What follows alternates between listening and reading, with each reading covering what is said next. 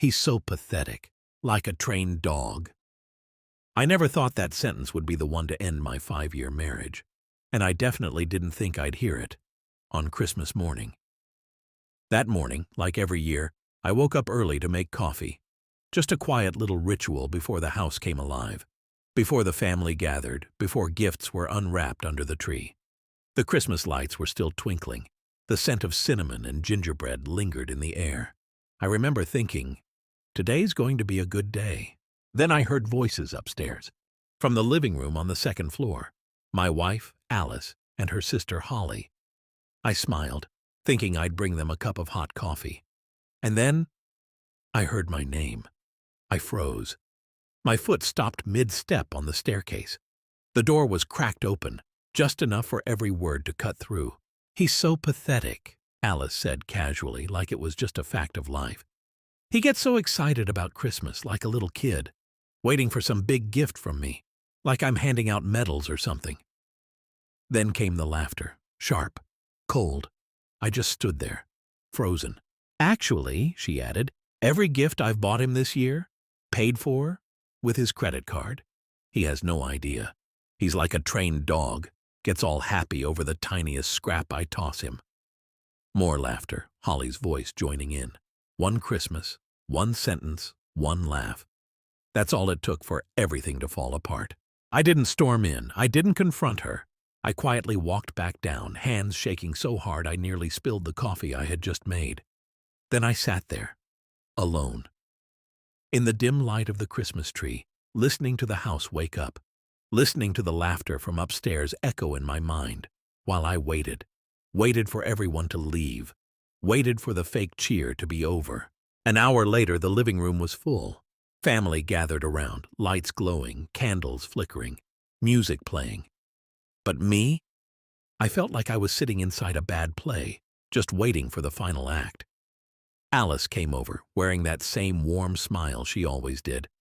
But now I saw it for what it really was. Rehearsed.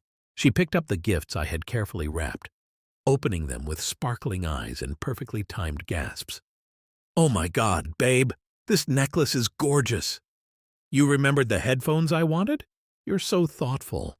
She praised each gift like she was reading from a script. Everyone laughed. I laughed too.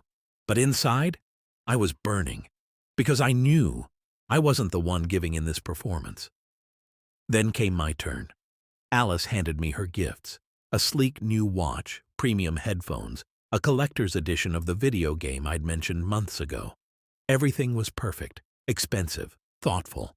She looked at me, eyes soft, voice sweet. "I really hope you like them. I picked each one out so carefully." I nodded, smiled, knowing damn well every item had been bought with my money, using my credit card, behind my back. What's more bitter than buying your own gift, and then having to pretend you're grateful for it? The entire morning drifted by like a dream, or more accurately, a sweet little nightmare. Her parents had no idea. They laughed and chatted like every other Christmas. And Holly? Every time I opened my mouth, she smirked. That smug little grin people wear when they're holding a dirty secret you don't know. It hit me then. I wasn't just a joke to Alice. I was the punchline to a 5-year-long comedy show, starring both sisters. But what they didn't know was that the show was about to end. And the loyal little dog they laughed about behind his back? Yeah, he'd learned a few new tricks. December 27th, 2 days after Christmas. 2 days after the morning that changed everything. Alice thought things were back to normal. She smiled just the same. Still wore that necklace from me. Still posted the usual photo dump on social media with a caption that read, "The perfect gift from my perfect husband. I'm so lucky." Beneath it, dozens of comments. Marriage goals. "He's amazing." Amazing? They didn't know that the perfect husband was sitting right next to her. But his mind was somewhere else. Cold, sharp, and very, very clear. That day, I did something I should have done a long time ago. I logged into my credit card account. The screen lit up. The transaction history loaded, and I froze. It wasn't just the Christmas gifts, not just a couple shopping sprees. It was years of spending. Behind my back, luxury spas, lavish brunches with Holly, designer clothes, jewelry, skincare. She'd been withdrawing cash, opened up new cards, joint accounts I never even knew existed. She'd even dipped into our savings, money I'd scraped together for a future I thought we were building together. An anniversary trip, a down payment, maybe even a child. I stared at the screen like it was written in fire. My blood felt frozen in my veins. This wasn't just betrayal. This was extraction. Strategic, cold, calculated. Alice didn't love me. She managed me. Like a financial asset, programmed to serve, stay silent, and remain loyal. But I didn't explode. I didn't scream. I didn't confront her that night. Instead, I made a list. What I knew, what I needed to confirm, what I planned to do. I opened my laptop, created a folder, labeled it Operation Escape Hell, and typed the first line. The trained dog is now awake. The next morning, Alice handed me a cup of coffee, for the first time in 5 years. "Want some coffee, babe?" she asked, with a sweet little smile. I nodded, took the coffee from her hands, and said nothing. But in my head, every sip I took was filled with suspicion. Alice never made coffee. She only did when she wanted to look thoughtful. She could sense something was shifting, but had no idea what it was. That morning, I took half the day off, sat in my car in the office parking lot, and called the bank. I changed all my passwords, enabled two-factor authentication, requested a new card, and told them I suspected a security issue after shopping at the grocery store. They bought it. The new card was overnighted to my office, not home. At the same time, I opened a separate savings account, one Alice didn't know about. The money I'd been saving for a surprise anniversary trip, the one I used to dream of, was now funding my escape plan. That night, Alice brought home dinner from my favorite restaurant. "I just thought, maybe this would cheer you up a bit," she said sweetly. "You've seemed so tense lately?" I looked at her and gave the smallest smile. "Work," I replied. No accusations, no furrowed brow. I wasn't pretending. I was holding the line. In the days that followed, I began documenting everything, quietly. Photos of credit card statements, receipts for all the household expenses Alice claimed, screenshots of her Christmas posts, and the original receipts I dug up from my email. Proof she'd been transferring money to Holly monthly, straight from our joint account. I labeled it the truth file. I also started making small changes. I stopped doing both our laundry, only washed mine. I stopped asking what she wanted for dinner. I started going to the gym after work, something she used to say was a waste of time. I skipped her friend's birthday dinner for the first time ever. And most of all, I stopped texting her throughout the day. No more, "Did you eat lunch?" No more, "Headed home yet?" Alice noticed. "You okay?" she asked. "You've been different." I shrugged. Work's been a lot. The truth? I'd never felt more clear, more free. Then I did something bold. I rented an apartment. Nothing fancy. Just a one-bedroom about 20 minutes away. Paid the deposit and first month's rent using my new account. And I began quietly moving essential things into my car. Personal documents, clothes, my laptop, financial files. I also reached out to Jake and Mark, two of my closest friends. Alice always said they were bad for our marriage. They were surprised to hear from me. Turns out, they'd never stopped reaching out. Alice had blocked them. Told me they didn't respect my wife. That's when I realized I'd been systematically isolated. That night, I pretended to fall asleep on the couch. Alice crept into the bathroom. Didn't close the door all the way. I heard her whispering. "He's acting so different, Holly. Quiet, cold. I think he suspects something." Holly's voice crackled from the speaker. "You're just being paranoid. He's too clueless to figure anything out." I smirked in the dark. This time, they were wrong. Friday morning.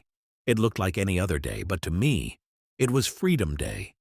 The day I stepped out of the shadows of 5 years of subtle, sugar-coated abuse. Alice was up early, packing her overnight bag. She was headed to Holly's for the weekend. She thought I'd be at home, waiting like the loyal little dog she believed she had, obedient and grateful for her presence in my life. "I'm gonna miss you," she said, smiling. I smiled back. "So will I." The car door shut. She drove off. I stood on the porch, still, waiting, until her car disappeared around the corner. Then I moved. 30 minutes later, a moving truck pulled into the driveway. I didn't waste a second. Every item I packed had purpose. Electronics, my laptop, books, kitchenware I paid for, clothes, personal documents. I left behind everything that was hers, everything we bought together that couldn't be clearly traced back to me. No rage, no regret, just cold precision. 3 hours later, the house was empty. All that remained was the polished shell, just like our marriage. I sat down at the kitchen table and opened the folder I'd spent weeks preparing. I laid everything out neatly. Copies of credit card statements proving she used my money to buy me my own gifts. Receipts and side-by-side photos of each item she'd given me matched exactly with charges on my account. A transcript and audio clip of her calling me a trained dog. Bank statements showing transfers to Holly from our joint account. Printed divorce papers, signed, drawn up by my lawyer. My wedding ring. The house keys. I placed it all in the center of the table beneath a plain white card. On it, one simple sentence. "The trained dog learned a few new tricks. Enjoy your weekend with Holly." Then I walked out the door. Never looked back. That night I sat in my new apartment. Small, quiet, but mine. I ordered a pizza, cracked open a cold beer, put on my favorite song, and waited. 8:00 p.m. I was sitting in my new apartment. Warm yellow lights. Window cracked open just enough to let in the crisp December air. The pizza was still steaming. The first beer cracked open like a quiet celebration. And then, my phone started buzzing. Texts, missed calls, voicemails, emails, all from unknown numbers. Because Alice's number? Blocked. "Where are you? Did you really take all your stuff? Are you out of your mind? Please answer me. You can't do this to me. We need to talk." I didn't reply. I just stared at the screen and took another bite of pizza. For the first time in years, I ate dinner without being told. "Slow down. That has too much oil. Put your game down and eat properly." I ate like a man who was free. 10:00 p.m. Texts from Holly started coming in. "Please call Alice back. She's freaking out. She's crying, screaming. She doesn't understand what's going on." I smiled. Took a screenshot. Not for revenge. Just to remember the moment. The moment I stopped being the victim. The next morning I woke up at 10 a.m. Slept straight through the night. First time since Christmas. Notifications still pouring in. Holly, mutual friends. Even Alice's mom. "What the hell are you doing? Alice said you just left? Without explanation? What kind of man does that? You can't just walk out on a marriage like that." I didn't respond. Except for one message. I sent it to Holly, after sitting with it for 10 full minutes. "You two laughed at me on Christmas morning. Called me a trained dog. So tell me, how does it feel to be on the other side now?" 5 minutes later, Holly texted back, "It was just a joke. You're taking it the wrong way. Alice loves you." And then just seconds later, "I can't believe you'd abandon your wife like this. You're a monster." Darvo, classic, deny, attack, reverse victim and offender. I blocked her. That night, Alice posted a Facebook status. "When the person you trust the most stabs you in the back, you're never the same again." That was her status. And beneath it, the usual comments. "Wait, what happened? Are you okay? He's trash. You deserve so much better." I didn't comment. I just smiled. I didn't need to defend myself. I had proof. 3 weeks had passed since I left that house. I was living peacefully in my small apartment with a new rhythm. Morning coffee, no judgment. Music that didn't get shut off halfway for being too loud. Freedom to sleep in, read, game, and cook on my own terms. Alice? She was no longer part of that life. But eventually, we had to meet. A legal meeting, with both attorneys present. Early morning, no Christmas lights, no background music, just cold facts, legal documents, and two people who had stepped out from the shadows of a pretend marriage. When I walked in, Alice was already there. She looked up, dark circles under her eyes, hair thrown into a messy bun, no perfect makeup. For the first time in years, she looked small, unsteady, powerless. The moment she saw me, she started crying. "I don't understand. I don't know why you left me like that." She stood as if to come closer, but her lawyer gently held up a hand. This wasn't the place for performances. This was the place where futures got signed away. My attorney calmly opened the file folder in front of him. "In light of the circumstances, we're proposing a 50-50 split of the house proceeds," he said.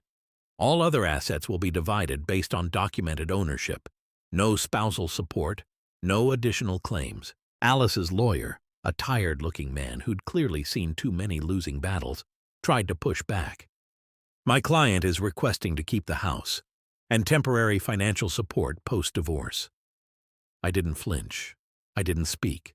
My lawyer simply slid a thick binder across the table. "Here's a full breakdown of the last 5 years," he said. "Unauthorized withdrawals, credit cards opened without consent, transfers to a third party, her sister, and a transcript of a certain Christmas morning conversation." Silence. Only the sound of paper rustling as Alice flipped through the pages, each one peeling back the layers she'd tried so hard to hide behind. Her face went pale, eyes unfocused. "You tracked me?" she stammered, voice shaking, equal parts panic and disbelief. And I spoke.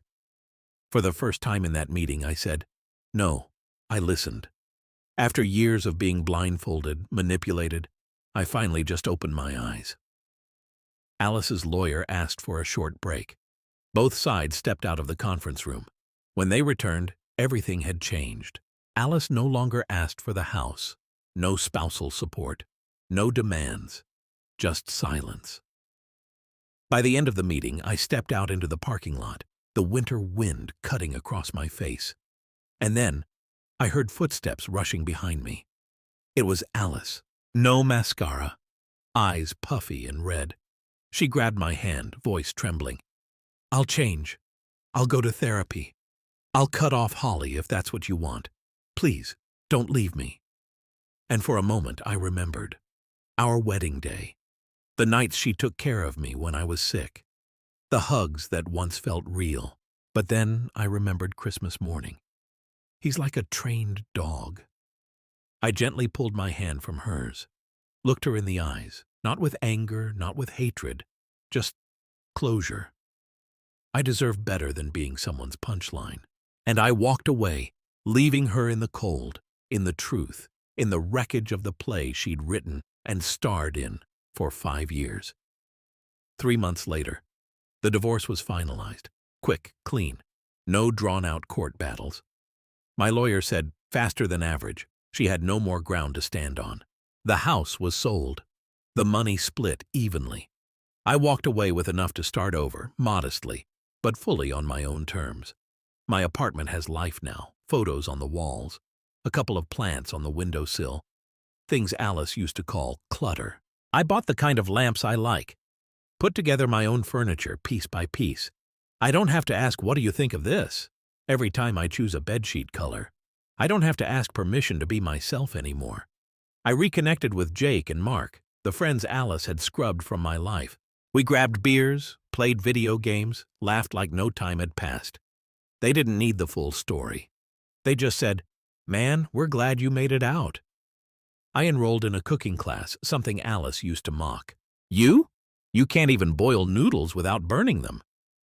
Turns out, I'm not half bad. I cooked myself dinner, not to impress anyone, just to take care of myself. At night I play a podcast, or just music. No one interrupts, no one asking, "What genre even is this?" I live simply, but everything is clean, my space and my mind. Alice? She's no longer in either one. The last thing I heard? She's still living with Holly. The perfect alliance is starting to crack. Holly's boyfriend? Gone. The financial pressure? Cranked up.